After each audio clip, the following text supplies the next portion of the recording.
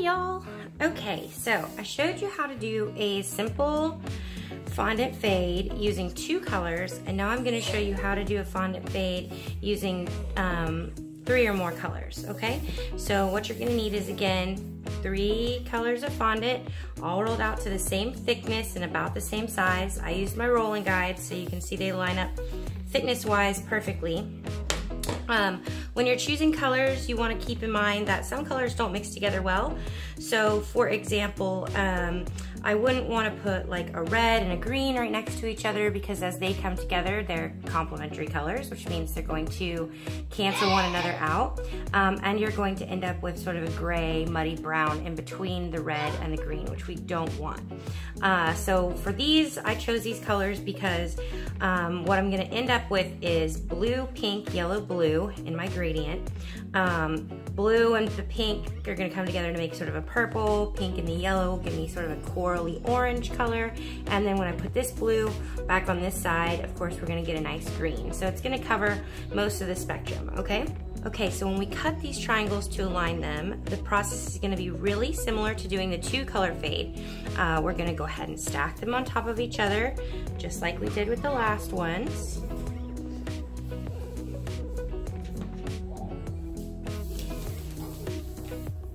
And then I'm going to cut my rectangle out.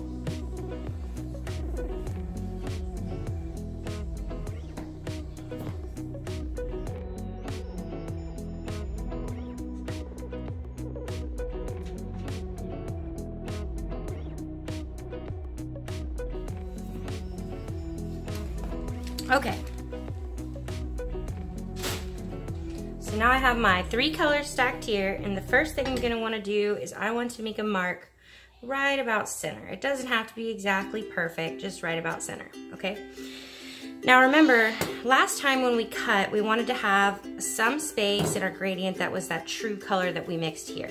And I want to do the same thing here. I want to make sure I preserve some of this true color. So instead of cutting corner to corner and going slightly inside, I'm actually going to be cutting towards the center here. We're going to make triangular cuts, but I still want to leave that little bit of space, all right? So I'm going to mark about a 1/2 inch in here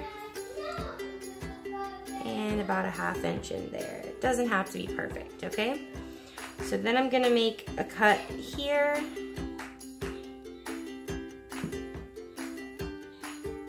And I'm going to make a cut here.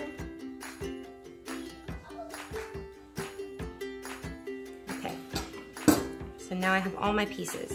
I'm going to go set my blue pieces aside, because like I said, they're going to be on the ends.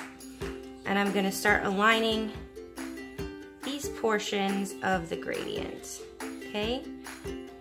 So I'm going to put yellow right next to my pink. And then I'm going to take this yellow, this half yellow piece, and put it right here to complete that second triangle. Same thing with the pink. Take this piece, complete the triangle. All right, looks pretty good. Okay, and now with the blue, we're going to fit this blue right there, and this one right here, and then we're going to take this larger triangle and cut it right down the middle.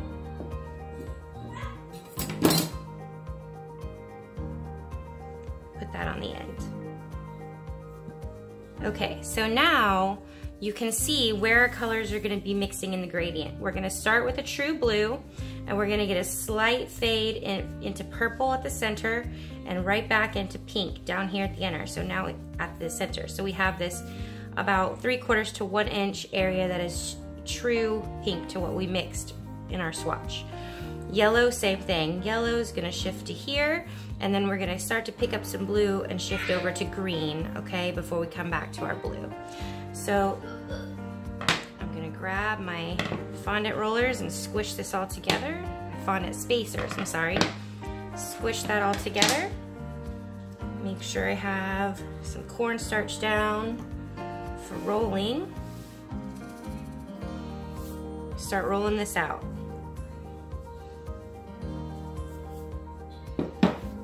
Try to make sure with these first few rolls that you maintain straight lines.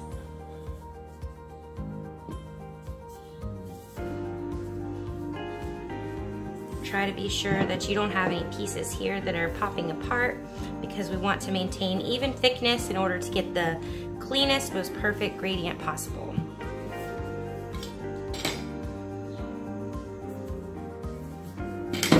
Okay, now it's time to start folding. So don't forget, you want to go very slowly and make sure that you're doing straight 180-degree folds, okay? We want to keep our lines as perpendicular to us as possible. We don't want to have anything like this where it shifts to the side or that side. We want our edges to line up just right. And now I'm just gonna start making more and more folds and watch and see what happens.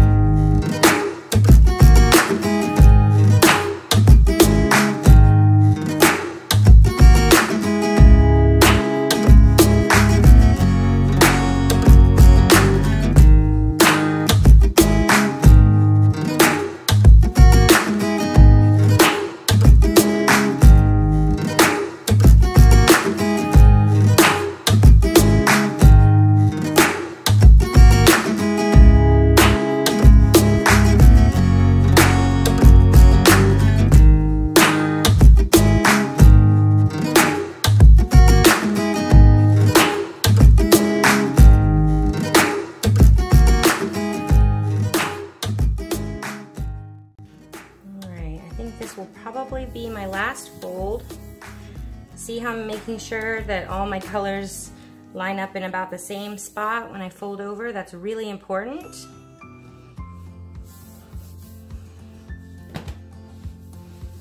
Okay, so I want to make sure that my last fold is, the last time I roll is nice and clean.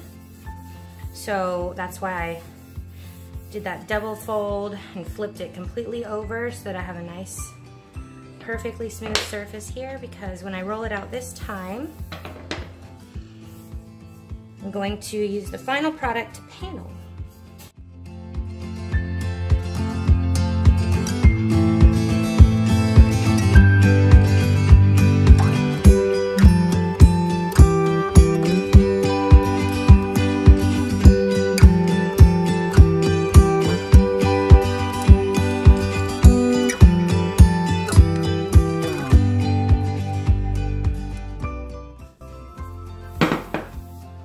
Okay, so of course you'll want to know the diameter of your cake in order to get this the proper length.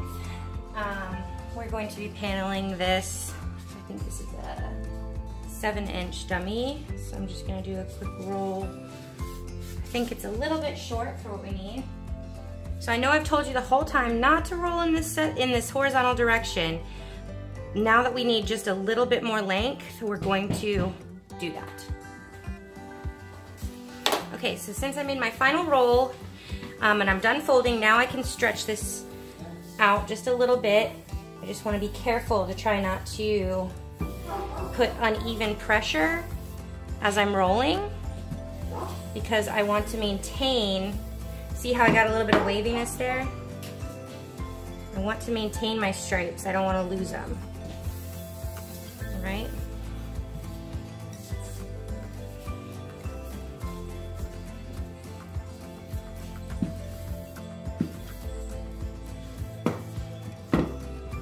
See that, how I kind of warped that a little bit there? So I'm just trying to get my straight lines back.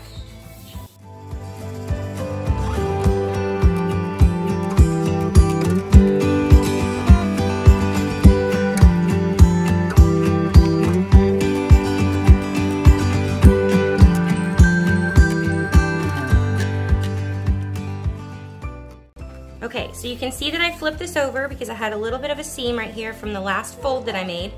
And I wanna have a nice pristine finish on the outside of my cake. So as long as this is pointing up at me when I roll my cake into the fondant, this will be hidden. All right, so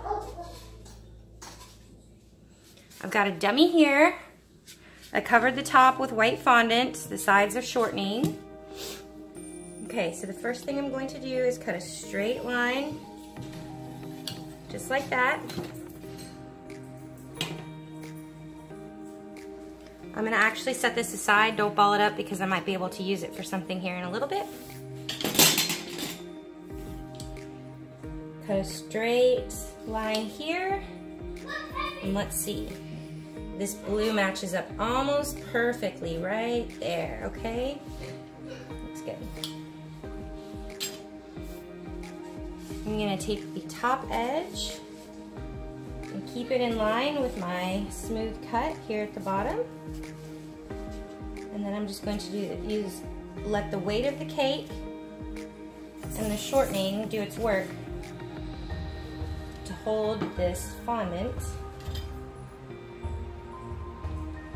See, I know I'm not gonna need this much, so I'm gonna go ahead and trim that really quick, just to make it easier.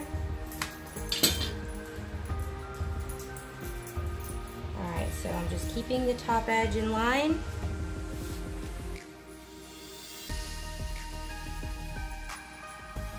As I roll this around.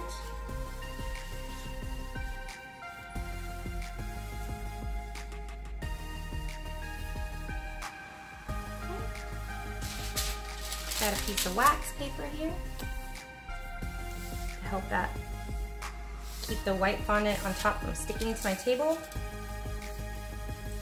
And then you can see these two close up together.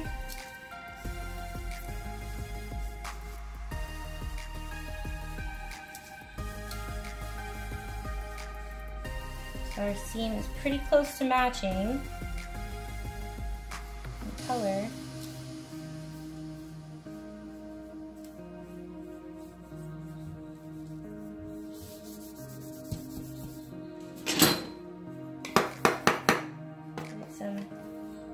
A little bit of pressure with your fondant soother just to close that seam, and try to keep your seam as straight as possible down the back, okay?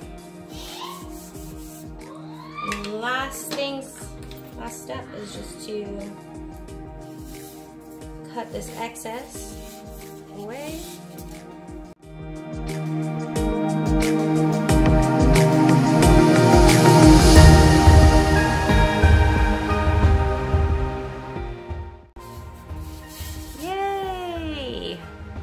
Look how pretty.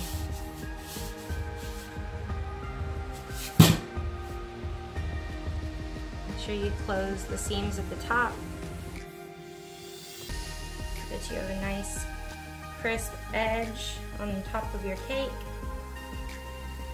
Like I said, I'm using a dummy, but you would do this the exact same way with a cake. The only thing I would do different is I would have had 2 boards that I was using to flip the cake over with, just so that I didn't do any damage or cause any indentions in the top with my hand when I flipped it over, okay? So I'm gonna turn this guy on its side for you one more time just so you can see. Look at that. A little bit of seam back here, no problem. Smooth transition all the way around.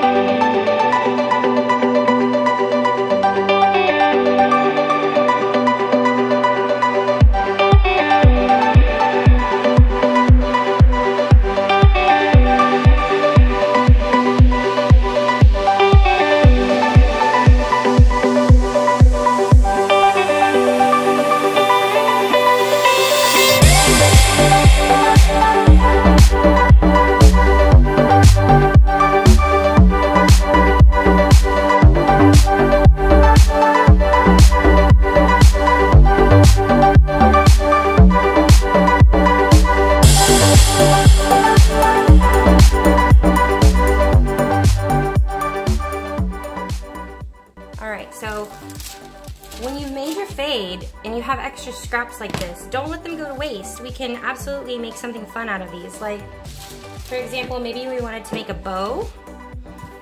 You can roll this guy back out a little bit. Oops.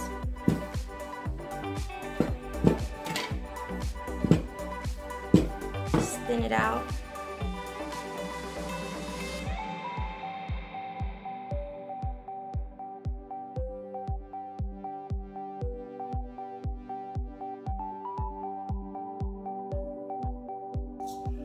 And let's see how big of a bow we can get here.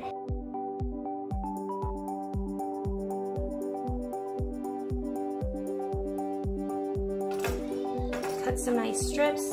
You could even take some pieces like this and put them into a mold, all right? So I'm gonna set this aside and maybe we can make a cute little rainbow gradient border or something like that. You can cover these if you want to prevent them from drying. Just use a piece of press and seal or something like that.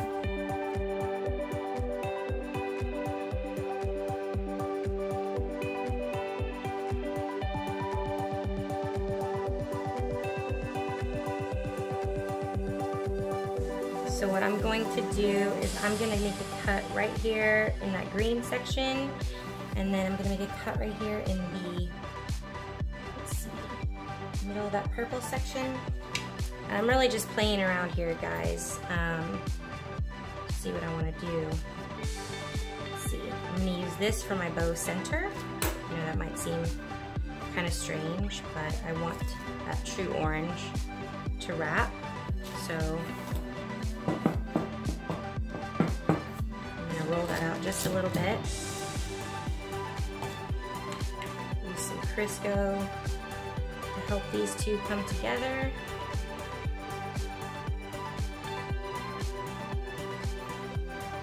Do a little squishing. I like to keep some little pieces of straws or whatever, you know, maybe it's some paper towel or plastic bag. I like to keep them around just to help me create shape in my bows and structured pieces. So see, I can give it a little bit more fluff like that. And I'm using shortening to close this. Generally I like to make my bows with gum paste, but if you have a long enough dry time for fondant, it'll work fine. You can have a nice bow made out of fondant. You just need to leave it to dry a little bit longer than you would with the gum paste, in order for it to be dry enough to stay stiff and hold up on your cake.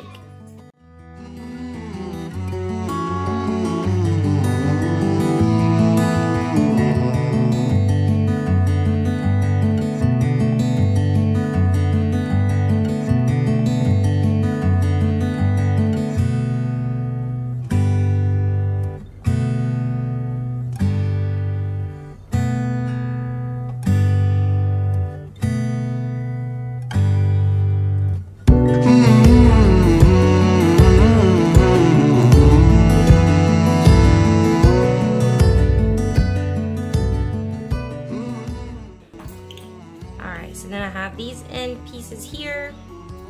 I'm going to cut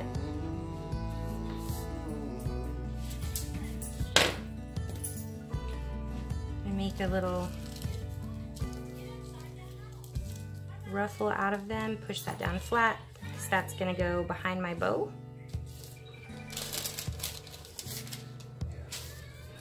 Same thing with this one. Pink.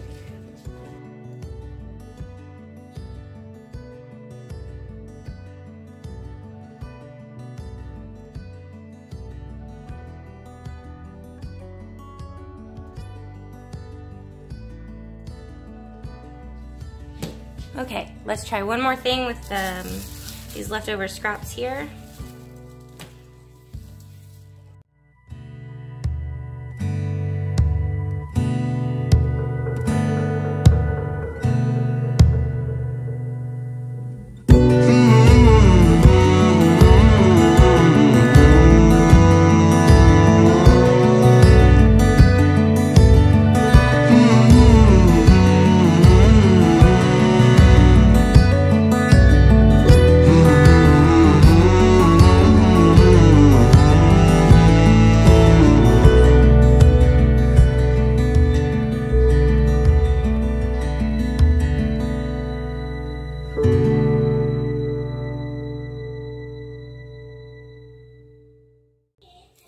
Okay, so you can see there, made some pearls and a quick gradient. Or maybe we want to take this a little bit further and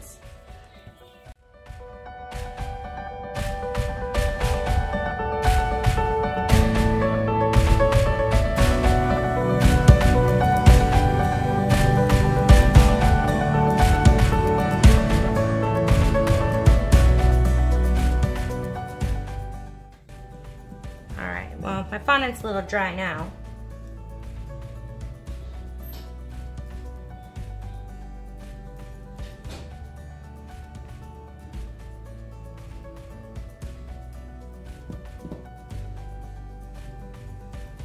But you see where I'm going with this.